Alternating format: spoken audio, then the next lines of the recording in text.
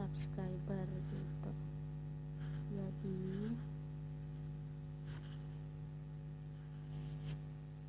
sebelum itu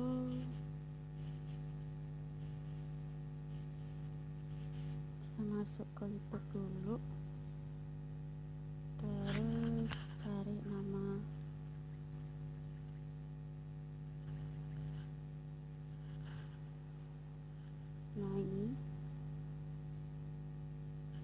ini nama channel aku, anak kosan. Jadi ini jelas-jelas masih ada tampilan jumlah subscribernya. Terus kita kembalikan, masuk ke Google, terus ini ke Google Chrome, terus di sini ketik YouTube dashboard, yang YouTube dashboard. Sini ada banyak pilihannya, pilih yang ini paling atas sekali.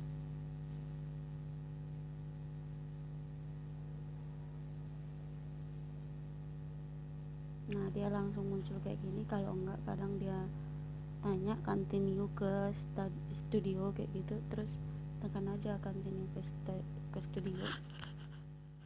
Terus ini paling bawah ini ada bergerigi, tanda gerigi ini. Nah, tekan di situ. Terus ini ada general channel semua ini. Nah, pilih di channel. Ada basic info, advance, setting, semuanya. Tekan ini pengaturan lanjutan, advance setting. Terus cari ke bawah. Cari ke bawah, terus ini ada pilihannya. Subscriber count, display the number of people subscribe to my channel. Ini maksudnya kita mau memunculkan jumlah subscribernya di channel kita gitu. Jadi ini centangnya ini dihapus. Nah, setelah centangnya dihapus, nah ini save.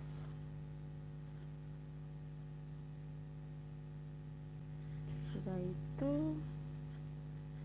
kita balik lagi.